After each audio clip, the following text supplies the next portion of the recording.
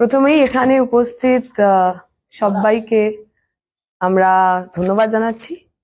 আমরা জানি আজকে খুবই ব্যস্ত দিন, প্রধানমন্ত্রী আসছেন, কোথাও অমিত শাহ আসছেন, ফলে এই সমস্ত কিছুর মধ্যেও যে আপনারা আমাদের জন্য সময় করেছেন, আপনাদের প্রত্যেককে আমার অসংখ্য ধন্যবাদ।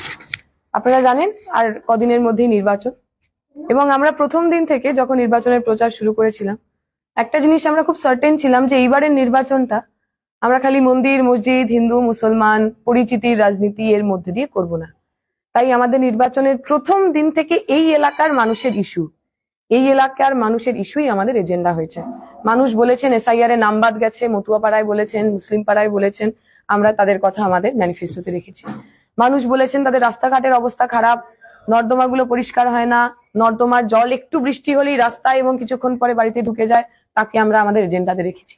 এখানে আমরা যখন এই যে আমাদের রেল স্টেশন গুলো, সেখানে যখন হকার বন্ধুদের সঙ্গে কথা বলেছি, স্পেশালি মহিলা হকার যারা রয়েছেন তারা বলেছেন তাদের প্ল্যাটফর্মে একটাও বাথরুম নেই, একটাও ওয়াশরুম নেই, আমরা তাদের কথা তুলে ধরেছি।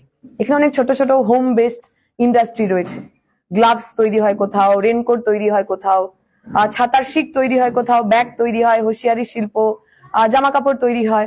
বেশিরভাগ ক্ষেত্রেই তারা 10 ঘন্টা 15 ঘন্টা 14 ঘন্টা কাজ করেন, কিন্তু দিনে 300-350 টাকার বেশি তাদের ওয়েজ হয় না। যে পুরো কর্মচারীরা রয়েছেন, পুরো কর্মচারীরা তাদের 8 বছর হয়ে গেল, কোনো ইনক্রিমেন্ট নেই, পুরো কর্মচারীরা মাসের মাইনা মাসে পান না, পুরো কর্মচারীদের বেতন সঠিক সময় হয় না। আমাদের মনে হয়েছে নির্বাচনের এজেন্ডা এইগুলো হওয়া উচিত। নির্বাচনের এজেন্ডা হিন্দু মুসলমান বৌদ্ধ খ্রিস্টান, কে রোহিঙ্গা কে বাংলাদেশ, এগুলো হওয়া উচিত না। আমরা সেগুলোই আপনাদের কাছে নিয়ে এসেছি। এবং একসঙ্গে আমাদের মনে হয়েছিল এই এলাকার মধ্যে তো অনেক ধরনের সন্ত্রাসও হয়। আমরা নির্বাচনের প্রচারে গেছি, কেউ হয়তো আমাদের সামনে এসে হাত মিলিয়ে গেছেন। আমরা যখন সেই রাস্তাতেই আবার ফিরেছি, জানলাম সেই 5-7 মিনিটের মধ্যে আমার সঙ্গে হাত মিলিয়েছেন কেন, তার জন্য তৃণমূলের স্থানীয় নেতা তাদের ধমকে গেছেন, চমকে গেছেন।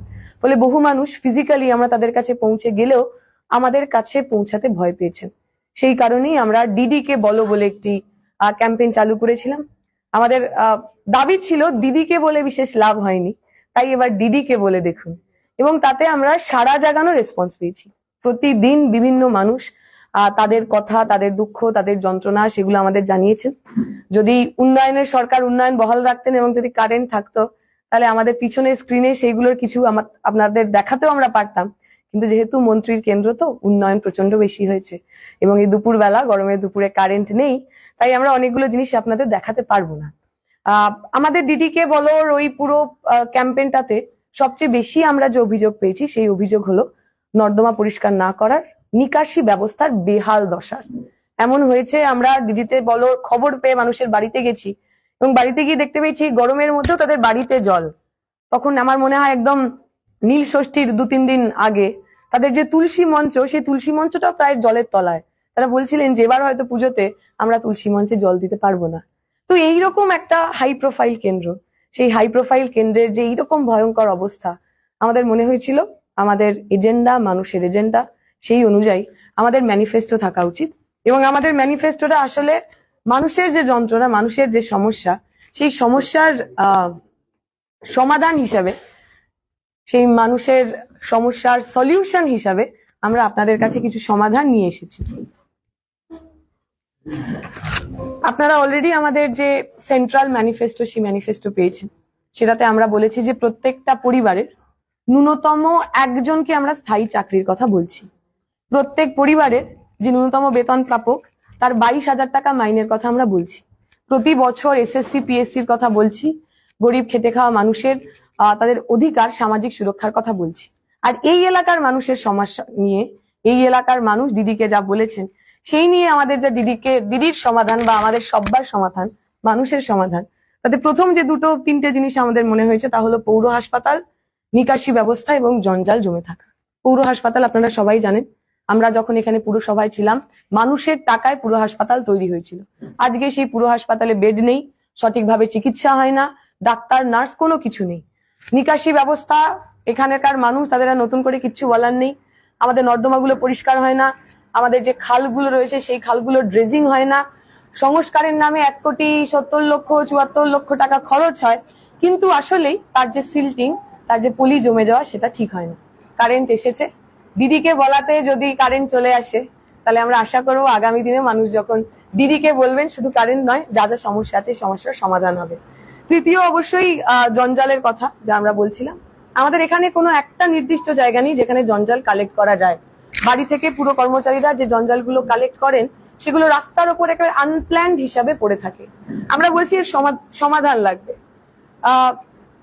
তার সমাধান কি? পরেরটায় যা। নিকাশির ক্ষেত্রে বা জঞ্জালের ক্ষেত্রে আমরা যে সমাধানের কথা বলছি, আমাদের স্ট্র্যাটেজি 1 হলো নিয়মিত আবর্জনা সংগ্রহ, আধুনিক বর্জ্য ব্যবস্থাপনা। একটা ওয়েস্ট ম্যানেজমেন্ট সেন্টার তৈরি করা, যেখানে আমাদের আবর্জনাগুলো বাড়ি থেকে কালেক্টেড হয়ে রাস্তায় জমা পড়বে না, বরং সেগুলো প্রপার ট্রিটমেন্ট হবে। দ্বিতীয় কথা আমরা যা বলেছি তা হলো এই ডাস্টবিন সেগ্রিগেশন। অনেক সময় আমাদের প্লাস্টিক, বর্জ্য পদার্থ, ওয়েট আবর্জনা এবং ড্রাই আবর্জনা সবটা একসাথে মিশে যায়, ফলে তার যে প্রপার ট্রিটমেন্ট করা প্রয়োজন সেটা হয় না। আপনারা দেখবেন দিদিকে বলতেও ওই একই কথা আমরা শুনেছি। মানুষ তাদের বাড়ির যে বাড়ির আশেপাশে তাদের যে আবর্জনা পড়ে থাকা, সেই আবর্জনা আমাদেরকে পাঠিয়েছে। এর আগেরটাই যা নিকাশিটা, নিকাশি ব্যবস্থার ক্ষেত্রে আমরা যা বলেছি, আমরা একটা মাস্টার প্ল্যান করতে চাই, যে মাস্টার প্ল্যানের মধ্যে দিয়ে আন্ডারগ্রাউন্ড ক্যানেলিং এর মধ্যে দিয়ে এই সমস্ত যে সারফেস ওয়াটার রানিং, সেই সারফেস ওয়াটার রানিং কে বন্ধ করা হবে। আমাদের অনেকগুলো এরকম জলাশয় রয়েছে যে জলাশয়গুলো আবর্জনায় পরিণত হয়েছে, আবর্জনার স্তূপে পরিণত হয়েছে, বা জলাশয় ডুবিয়ে বুঝিয়ে সেখানে বড় ফ্ল্যাট বাড়ি তৈরি করার পরিকল্পনা, ষড়যন্ত্র যাই বলেন কিনা তাই হচ্ছে। আমরা যদি জিতে আসি, জলাশয়গুলোকে আমরা জলাশয়তেই ফিরিয়ে দেব, যাতে আমার যে সারফেস রিটেনিং ক্যাপাসিটি, জল ধারণ ক্ষমতা, সেই জল ধারণ ক্ষমতা বাড়ে এবং রাস্তাঘাটে জল জমার যে পরিবেশ, সেই জল জমার পরিবেশ কমে। আমি খালি এই দিদিকে বলার আগেরটাতেই যা, নিকাশিতেই যা, প্রচুর মানুষ যে কথা আমাদের বলেছেন, খোলা নর্দমায় মশাদের মিছিল হয় এখানে। আমি অঞ্জনগড়ে থাকি, আমাদের এলাকায় রাস্তাঘাটের অবস্থা খুব খারাপ। বিশেষ করে আমরা কজন ক্লাব থেকে টুকটুকি মোড় পর্যন্ত রাস্তা ঠিক করা হয়নি বহু বছর, 2-3 মাস হলো মশার খুব উৎপাত। ড্রেনেজে কোনো মশার জন্য ব্যবস্থা নেওয়া হয়নি, ফলে মানুষের যা প্রশ্ন ছিল, মানুষের যা সমস্যা ছিল, তারা আমাদের যা বলেছেন আমরা চেষ্টা করেছি আমাদের মতো করে জল জমার দুঃখ শেষ করার। আমরা চাই না আর কোনো সেই ছোট্ট নবজাতক, যে নবজাতক বাড়িতে জমা জলে ডুবে মরে গেছিল, সেই ঘটনার পুনরাবৃত্তি হোক। নেক্সট, পুরোটাই আগেরটাই যায়, পুরো হাসপাতাল। হ্যাঁ, পুরো হাসপাতালের ক্ষেত্রে আমরা আগেই বলেছি, মানুষের টাকায় তৈরি করা হাসপাতাল। মানুষ চান তাকে তার পরিষেবার জন্য, স্বাস্থ্য পরিষেবার জন্য আরজি করে ছুটে যেতে হবে না, শহরের কোনো নামকরা নার্সিং হোমে টাকা দিয়ে যেতে হবে না। গরিব খেটে খাওয়া মানুষ, এই অঞ্চলের মানুষ, মানুষের টাকায় তৈরি হওয়া পুরো হাসপাতালে, এখানেই তারা তাদের মতো করে সমস্ত সুযোগ সুবিধা পাবেন। আমরা পরিকাঠামোর উন্নয়ন করব, ঢেলে সাজাবো, 24 ঘন্টা জরুরি পরিষেবা, ডিজিটাল রিপোর্টিং, পরিষ্কার পরিচ্ছন্ন হাসপাতাল চালু করব। আমাদের সময় আমরা একটা অ্যাম্বুলেন্স গিফট করেছিল, যে অ্যাম্বুলেন্সটায় ট্রমা অ্যাম্বুলেন্স, সেই অ্যাম্বুলেন্সটা এখন পড়ে পড়ে প্রায় নষ্ট করে ফেলেছে এখনকার যারা ক্ষমতায় রয়েছেন। আমরা আসলে যা যা মানুষ আমাদের দিয়েছিলেন, যা যা মানুষ নিজের টাকায় নিজেকে ভালো রাখার জন্য তৈরি করেছিলেন, তার দেখভাল করার দায়িত্ব আমরা নেব। নেক্সটে চলে যা। বন্ধ স্কুল, এই নিয়ে তো বোধহয় নতুন করে আর কিচ্ছু বলার নেই। সারা রাজ্য জুড়ে 8,000 স্কুল বন্ধ হয়েছে, 4 লাখ ছেলে মেয়ে তারা ড্রপ আউট হয়েছেন। আমরা বলছি বন্ধ স্কুলগুলো পুনরায় চালু করতে হবে। বন্ধ স্কুলের জমিতে যেভাবে অসামাজিক কাজকর্ম হচ্ছে, সেই অসামাজিক কাজকর্মগুলোকে বন্ধ করতে হবে। আমরা নাগরিক কমিটি গড়ার ডাক দিচ্ছি। স্কুলের প্রাক্তনীরা যারা একসময় প্রাইমারি স্কুলে, সরকারি স্কুলে পড়েছেন, এখন বিভিন্নভাবে প্রতিষ্ঠিত রয়েছেন, তারা স্কুলের দিদিমণি মাস্টারমশাইদের নিয়ে পাড়ায় পাড়ায় যাবেন, ছেলে মেয়েদের ফিরিয়ে আনবেন। মিড ডে মিলে যারা কর্মী আর কি, যারা মিড ডে মিল রান্না করেন, তারা মাসে 2,000 টাকা করে পান, তাদের বেতন বাড়িয়ে অন্তত 4,000 টাকা করতে হবে। তারা 10 মাসের বেতন পান, তাদের বেতন 12 মাসের করতে হবে। তাদের অ্যাক্সিডেন্ট কভার, মানে আমাদের খালি মনে হয় যারা হয়তো রাস্তায় কাজ করেন তারাই দুর্ঘটনা প্রবণ ভাবে কাজ করেন, আসলে যিনি রান্নাঘরে কাজ করেন তিনিও তো একটা হ্যাজার্ডাস পরিবেশে কাজ করেন। তার কখনো বটিতে হাত কেটে যায়, পা কেটে যায়, রান্না করতে গিয়ে হাত পুড়ে যায়। তো এই সমস্ত মানুষের অ্যাক্সিডেন্ট কভার আমরা দাবি করছি। এদের কাজটা যেন শুধু ওই ভাতাতে সীমাবদ্ধ না থাকে, এরা যেন চাকরি পান, এরা যেন অধিকার পান, এরা যেন শ্রমের দাম পান, ঘামের দাম পান, এবং পুরো স্কুল পরিকাঠামোর আমূল পরিবর্তনের মধ্যে দিয়ে, পুরো স্কুল পরিকাঠামোর আমূল ইনভেস্টমেন্টের মধ্যে দিয়ে সেটা আমরা করে দেখাতে চাই। পানীয় জল, এখানে তো বহু মানুষ পানীয় জলটা যে সরকারের দায়িত্ব সেটা আর মনে করেন না। আমরা সবাই কেনা জলেই অভ্যস্ত হয়ে গেছি, আমাদের মনে হয় কিনেই জল খেতে হবে। তার পরিবর্তন করবো আমরা। আমাদের স্ট্র্যাটেজি 1, নিরাপদ পানীয় জলের জন্য পাইপলাইন ও জলাধার তৈরি করতে হবে। আমরা যে বলছিলাম জলাশয়গুলো খনন করব, আমরা সারফেস ওয়াটার রিটেন করব, আমরা সেই জলটাকে কি করে পরিশ্রুত পানীয় জলে রূপান্তরিত করা যায় তার দায়িত্ব নেব। জল সংরক্ষণ, নিয়মিত সরবরাহ, ফিল্টারেশন ব্যবস্থার মাধ্যমে পরিষ্কার জল মানুষের বাড়িতে বাড়িতে পৌঁছে দেওয়ার চেষ্টা করব। এটা খানিকটা মানে অফ দ্য ট্র্যাক গিয়েই আমরা বলি। এখন অনেকে বলেন না যে তৃণমূলকে এতগুলো বছর দেখলাম, সিপিএম কে এতগুলো বছর দেখলাম, এখন একটুখানি বিজেপিকেই দেখি। এই কম্পারিজনটা খানিকটা এরকম যে এতদিন নর্দমার জল খাচ্ছিলাম তৃণমূলের আমলে, এখন আর নর্দমার জল না খেয়ে ডাইরেক্ট বিষ খেয়ে নি, খেয়েই দেখি কি হয়। আমরা বলছি বিষও খাবেন না, নর্দমার জলও খাবেন না, বামপন্থীরা আপনাদের পরিশ্রুত পানীয় জল দেবে, আমাদের সঙ্গে থাকুন, পরিশ্রুত পানীয় জল খান। মশার উপদ্রব, এ নিয়ে তো আমার মনে হয় যারা এখানে আছেন আমার বলা বাতুলতা হবে। মমতা ব্যানার্জি কন্যাশ্রী, রূপশ্রী, যুবশ্রীর পাশাপাশি একটা মশাশ্রী প্রকল্প চালু করুন। উত্তর দমদমের মানুষ সেই মশাশ্রীর মুকুট মাথায় দিয়ে ঘুরে বেড়াবে। মশার উপদ্রব কমানোর জন্য আমাদের নালা নর্দমাকে পরিষ্কার করতে হবে। আমাদের যে পৌর কর্মচারীরা এই কাজ করেন তাদের দায়িত্ব নিতে হবে। আমাদের স্ট্র্যাটেজি 1, নিয়মিত ড্রেনেজ পরিষ্কার ও নালা নর্দমার জল রোধ করে মশার প্রজনন বন্ধ করা। প্রতি ওয়ার্ডে নিয়মিত ফগিং, ব্লিচিং পাউডার ও জনসচেতনতামূলক কর্মসূচির কাজ করা। আপনারা দেখবেন দিদিকে বলতেও এই প্রশ্ন আমাদের কাছে বহুবার এসছে যে 2-3 মাস হলো মশার খুব উৎপাত, যে কোনো মশার জন্য ব্যবস্থা নেওয়া হয় না, খোলা নর্দমায় মশার মিছিল। বেহাল রাস্তা, কারণ রাস্তাঘাট পরিষ্কার করা, রাস্তাঘাট সঠিক করার যে ফান্ড সরকার থেকে আসে তা এলাকার নেতারা নিজেদের সোনার চেন, নিজেদের 5 তলা বাড়ি, নিজেদের 4 নম্বর গাড়ির পিছনে খরচা করেন। আমরা আসলে একটাও হবে না। এবং এই যে দেখবেন যখনই হঠাৎ করে রাস্তাঘাটের উন্নয়ন শুরু হয়, রাস্তাঘাট খোঁড়া শুরু হয়, আমরা বুঝতে পেরে যাই কোনো না কোনো নির্বাচন সামনে চলে আসছে। এই যে নির্বাচনমুখী রাস্তাঘাট প্রকল্প, আমরা সেটা করব না। রাস্তাঘাটের উন্নয়নের যা কাজ সেটা সারাটা বছর ধরে হবে। রাস্তাঘাটের মেরামতির যে কাজ সেই কাজ সারাটা বছর ধরে হবে। স্পেশালি বর্ষার সময়, বর্ষার আগে প্রত্যেকটা এলাকা, যে এলাকা এইভাবে জল জমা প্রবণ, যেখানে জল জমে সেই এলাকাগুলোর বিশেষ ব্যবস্থা, বিশেষ দেখভাল করব আমরা। আমি আগে বেহাল রাস্তাতে একবার থাক, আপনারা দেখতে পাচ্ছেন দিদিকে বলতেও এই কথা আমাদের বলেছে। আপনি একটু বিরাটি স্মার্ট বাজারের সামনে দিয়ে রাস্তাটা বিরাটি কলেজের দিকে যাচ্ছে, দুটো রাস্তা, একটা বিদ্যাপীঠ স্কুলের দিকে, একটা রাস্তা সাবর্ণ রয় চৌধুরী বাড়ির দিকে যাচ্ছে। দুটো রাস্তার অবস্থা এতটাই খারাপ যে কোনো বয়স্ক অসুস্থ রোগীকে ওই রাস্তা দিয়ে নিয়ে যাওয়া যায় না। আমরা চাই এই যন্ত্রণার মুক্তি ঘটুক। খেলার মাঠ, স্টেডিয়াম, আমাদের বহু এরকম রেসপন্স এসছে যেখানে তারা বলেছেন তারা খেলতে চান, কিন্তু খেলার মাঠ মানে সেগুলো এখন টার্ফ হয়েছে। টার্ফের আপনার যদি মেম্বারশিপ না থাকে, আপনার যদি টাকা না দিতে পারেন, তাহলে খেলতে পারবেন না।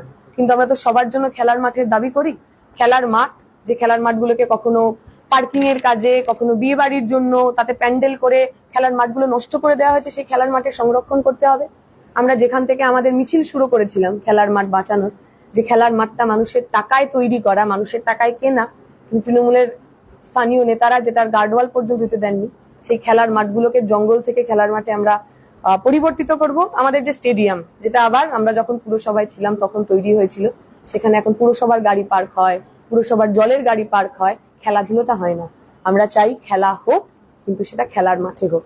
কিছুদিন আগে আমরা যে মিছিল করেছি, অরাজনৈতিক মিছিল, খেলাপ্রেমী, ফুটবল প্রেমী মানুষের মিছিল, যাতে ভাস্কর গাঙ্গুলি, মেহতাব হোসেনরা ছিলেন, তা থেকেও আমরা এই দাবি জানিয়েছি যে খেলার মাঠে খেলা হোক, মানুষ নিজের মতো করে নিজের ইচ্ছায় ভালোভাবে এই এলাকায় খেলতে পারুক। কারণ আমরা জানি এই এলাকার মাঠগুলো থেকে একসময় সারা বাংলা কাঁপিয়েছেন ফুটবলাররা। আমরা চাই ক্রীড়া সংস্কৃতি ফিরে আসুক। অন্যান্য যে সমস্যা, তোলাবাজি, অসামাজিক কাজ, আমরা আর এ নিয়ে কি বলবো। চোরেদের রানী, তিনি 14 তলায় বসে আছেন, তিনি সরবেন, এবং তিনি যদি নাও সরেন তবু এই এলাকায় চোরেদের প্রতিনিধিদের বিরুদ্ধে মানুষের প্রতিনিধিদের লড়াই বুক টান টান করে, মাথা উঁচু করে, শির দ্বারা শক্ত রেখে হবে। সংস্কৃতির শক্তি, আমরা আমাদের যে কৃষ্টি আপনাদের মনে থাকবে, যেটা ঠিকঠাক ভাবে বহুদিন ধরে সেটা পরিচর্যার অভাবে সেটা কাজ করে না, আমরা ফিরে আসলে আমাদের হলগুলোকে ঠিক করব, সেখানে মানুষ তাদের মতো করে সাংস্কৃতিক কাজ করতে পারবেন। আমরা একটা মুখোমুখি আলোচনায় জানতে পেরেছিলাম যেখানে যারা নাচ গান করেন সেই দলগুলো তাদের রাজনৈতিক রং অনুযায়ী তারা আর কি জায়গা পান। আর যে মানুষ ঠিক শাসক দলের সঙ্গে অ্যালাইন করেন না, সেই মানুষ কাজ পান না, সেই মানুষ পারফর্ম করার সুযোগ পান না। আমরা যদি সরকারে আসি, আমরা যদি বিধায়িকা নির্বাচিত হই, তার দল মত নির্বিশেষে প্রত্যেক সংস্কৃতিপ্রেমী মানুষ তার নাচ গান, তার কথা বলার, তার আবৃত্তি করার, তার ক্রিয়েটিভিটি দেখানোর যে অধিকার, সেই অধিকার আমরা সুনিশ্চিত করব। পশুদের কথা, আমি নিজে একজন খুবই বিড়াল প্রেমী, এবং আমরা রাস্তাঘাটে দেখেছি এলাকায় প্রচুর স্ট্রে ডগ, স্ট্রে ক্যাটরা রয়েছে যাদের ঠিক করে দেখভাল করা হয় না। এলাকায় কোথাও একটা প্রপার পশু চিকিৎসালয় নেই যেখানে তাদের নিয়ে যাওয়া যায়। পশু চিকিৎসালয় এবং পশুদের রিহাবের জন্য আমরা এখানে একটা সেন্টার করব। যারা স্ট্রে ডগ, স্ট্রে ক্যাট রয়েছেন এবং কোনো বাড়িতে হয়তো কোনো পোষ্য রয়েছে যাদেরকে ঠিকঠাক করে দেখভাল করা যাচ্ছে না, তার দায়িত্ব আপনার এলাকার বিধায়িকা নেবে। পুকুর ভরাট বন্ধ, আমরা প্রথমেই বলেছি, জলাশয়গুলোকে আমরা জলাশয়ে পরিণত করব, ফিরিয়ে আনবো। পুকুর ভরাট করে এই এলাকার ইকোসিস্টেমকে নষ্ট করা চলবে না। এই এলাকার শুধু ফিজিক্যাল এনভায়রনমেন্ট নয়, পুকুর ভরাট করে যে অসামাজিক কাজ হয় তাতে আমার যে সোশ্যাল এনভায়রনমেন্ট নষ্ট হয়, শেষ হয়, সেটাকে আমরা করতে দেব না। আমাদের অঙ্গীকার উন্নত স্বাস্থ্য ব্যবস্থা, আধুনিক হাসপাতাল, জলজমা রোধ, উন্নত ড্রেনেজ ব্যবস্থা, পরিষ্কার এলাকা ও আধুনিক বর্জ্য ব্যবস্থাপনা, বন্ধ স্কুল চালু, উন্নত শিক্ষা পরিবেশ, বিশুদ্ধ পানীয় জলের নিশ্চয়তা, মশা নিয়ন্ত্রণ ও স্বাস্থ্য সুরক্ষা, ভাঙা রাস্তার মেরামত, নিরাপদ যাতায়াত, খেলার মাঠ ও ক্রীড়া পরিকাঠামোর উন্নয়ন। এবং যে কথাটা আগেও বলেছি এবং আর একবার আমরা বলে দিই, এই যে বিপুল অংশের মানুষ, শ্রমজীবী মানুষ, আমার বয়সী ছেলেমেয়েরা যারা চাকরি বাকরি পাচ্ছেন না, যারা পড়াশোনা করেছেন, যাদের মেধা আছে, তাদের জন্য আমরা এখানে এমপ্লয়মেন্ট এক্সচেঞ্জের আমলে এমপ্লয়মেন্ট হাব তৈরি করব। তাদের কাউন্সিলিং, ট্রেনিং এবং কাজের ব্যবস্থা করব। যে অসংগঠিত ক্ষেত্রে শ্রমিকরা কাজ করছে, সেটা ডেলিভারি ওয়ার্কার হতে পারে, সেটা হোম বেসড ইন্ডাস্ট্রির মানুষ হতে পারে, সেটা যারা বাড়িতে বাড়িতে কাজ করেন এমন মানুষ হতে পারেন, সেটা মিড ডে মিল কর্মীরা হতে পারে। এই সমস্ত অস্থায়ী কর্মচারী, হকার, তাদের জন্য সামাজিক সুরক্ষার ব্যবস্থা আমরা করব। যারা হোম বেসড ইন্ডাস্ট্রির মালিক, আমরা দেখেছি এখানের যে ছোট ছোট কারখানাগুলো, সেখানে খুব মালিক শ্রমিকেরও সম্পর্ক নেই। যিনি কারখানার মালিক তিনি নিজেও শ্রমিকদের সঙ্গেই কাজ করেন। ফলে ছোট্ট যে ইন্ডাস্ট্রিগুলো রয়েছে সেগুলোকে বাঁচানোর জন্য ভর্তুকিতে বিদ্যুৎ প্রদান, ভর্তুকিতে তাদের যাতে আরো ভালোভাবে তারা ব্যবসা বাণিজ্য করতে পারেন, তার দায়িত্ব আমরা নেব। এছাড়া যদি আপনাদের আর কোথাও কোনো প্রশ্ন থাকে আপনারা করবেন। আমরা চাইবো উত্তর দমদম মডেল বিধানসভা হবে, হেভি ওয়েট নয়, মডেল বিধানসভা। এই অঙ্ক কিছুতেই বামপন্থীদের জয় সেটাকে নিশ্চিত করছে না। আপনি কি সেই অঙ্কে বিশ্বাস করেন নাকি মানুষ নতুন অঙ্ক সৃষ্টি করবে? 2024-এর অঙ্ক যে আমাদের জয় নিশ্চিত করেন, আমি তো সেটাই প্রথমত বিশ্বাস করি না। 2024 কেন্দ্রের সরকার গঠনের নির্বাচন ছিল, তার ওরিয়েন্টেশন অন্যরকম ছিল। 2024-এর আগে পর্যন্ত দাঙ্গা হয়েছে, হিন্দু মুসলমান এর ভিত্তিতে, এই এজেন্ডাতে ভোট হয়েছে। এবার সেই ভোট হচ্ছে না, আমরা ব্রেক করেছি। আমাদের কমরেডরা প্রতিদিনের প্রচারের মধ্যে দিয়ে ওই যে বাইনারির ভোট, ওই বাইনারির ভোট উত্তর দমদমে ব্রেক করেছেন। আর আপনি যদি স্ট্যাটিস্টিক্স এর কথা বলেন, তাহলে 2016 সালে আমরা এখানে জিতেছি। 2016 সালে 11তে তৃণমূল ক্ষমতায় এসেছে, চন্দ্রিমাদি জিতেছেন। আর 5 বছরের মধ্যে আমরা এখানে তাকে সরিয়ে দিয়েছিলাম, এখানকার মানুষ তাকে সরিয়ে দিয়েছিল। সাংগঠনিক স্ট্রেংথ বলুন আর স্ট্যাটিস্টিক্স বলুন, এখানে যদি কেউ জেতার মতো অবস্থায় থাকে সেটা হলো আমরা। কোনো এমন শক্তি যাদেরকে ভোট দিলে আমরা ভোটে জিতবো না, 2016 সালে যাদেরকে ভোট দেওয়ার কারণে পশ্চিমবঙ্গে তৃণমূল থেকে গেছিল, সেই বিজেপিকে ভোট দেবেন না। এই এলাকার মানুষ আমাদের সঙ্গে থাকুন। 2016-র পুনরাবৃত্তি 2026-এ আমরা করবো। 1972-এর নির্বাচনে রাজ্য থেকে মাত্র 13 জন বামপন্থী এমএলএ নির্বাচিত হয়েছিল, কিন্তু তারা বিধানসভা বয়কট করার ফলে 72 থেকে পরবর্তী যে নির্বাচন অর্থাৎ 77-এর যে নির্বাচন পর্যন্ত কার্যত বাম শূন্য ছিল। যেহেতু বামপন্থীরা উপস্থিত থাকতেন না, কিন্তু সেই যে শূন্যতা কাটিয়ে 77-এর একেবারে বামপন্থী সরকার গঠন হলো। আর এই গত 5 বছরের বিধানসভার ভেতরে বামপন্থী যে শূন্যতা সেটা কাটিয়ে গিয়ে এবার সরকার। আপনি যখন এখান থেকে বেরোবেন দেখবেন ডান দিকে একটা এত বড় পোস্টার রয়েছে যেখানে লেখা আছে দমদম উত্তর, ফিরিয়ে আনো 77। এটাই আমার উত্তর। আমার প্রশ্ন আছে, প্রথমত যে আপনি বলছিলেন যে এলাকার হলগুলো এন্টারটেনমেন্ট হোক, খেলাধুলা, পড়াশোনার ক্ষেত্রে এলাকায় যে অধিকাংশ লাইব্রেরি, এমনকি সরকার ঘোষিত লাইব্রেরি, সেগুলো বন্ধ। লাইব্রেরি একটা লাইব্রেরিয়ানকে দিয়ে 10টা লাইব্রেরিকে দেখানো হচ্ছে। লাইব্রেরি গুলো অনুদান আসছে না, এমনকি বিধি নিয়ম অনুযায়ী সেই কাগজ বা পত্রিকা লাইব্রেরিতে না থাকলে অনুদান পাওয়া মুশকিল হচ্ছে। আপনি বোধহয় দেখেছেন ঘোরার পথে, আপনার থেকে জাস্ট ডিস্টেন্সে বিরাট লাইব্রেরি, পিসি ভাওয়াল লাইব্রেরি অবস্থান করছে। পিসি ভাওয়াল লাইব্রেরি এই মুহূর্তে পরিস্থিতি আসলে যারা স্কুল বন্ধ করে দিচ্ছেন, আমি আপনার সাথে অ্যাগ্রি, যারা স্কুল বন্ধ করে দিচ্ছেন তারা লাইব্রেরি বাঁচাবেন, যারা স্কুল বন্ধ করে দিচ্ছেন তারা লাইব্রেরি বাঁচাবেন এমন আমাদের মনের মধ্যে উচ্চাসা বা আমাদের মনের মধ্যে ইলিউশন নেই। স্কুল বাঁচাতে হবে, লাইব্রেরি বাঁচাতে হবে, খেলার মাঠ বাঁচাতে হবে। আমরা এই পরের প্রশ্নগুলো নেব, তার আগে আমরা একটুখানি আমাদের যে ম্যানিফেস্টো, সেই ম্যানিফেস্টোটা একটু রিলিজ করে দিই। আরেকটা বিষয় আমরা করে নিই, তারপর আমাদের সঙ্গে শিবশঙ্কর দা রয়েছেন, আমাদের সঙ্গে পিন্টু দা রয়েছেন, দুজনেই আমাদের জেলা কমিটির নেতৃত্ব। আমরা এখন এখান থেকে আমাদের যে ম্যানিফেস্টো, সেই ম্যানিফেস্টোটা প্রকাশ করছি।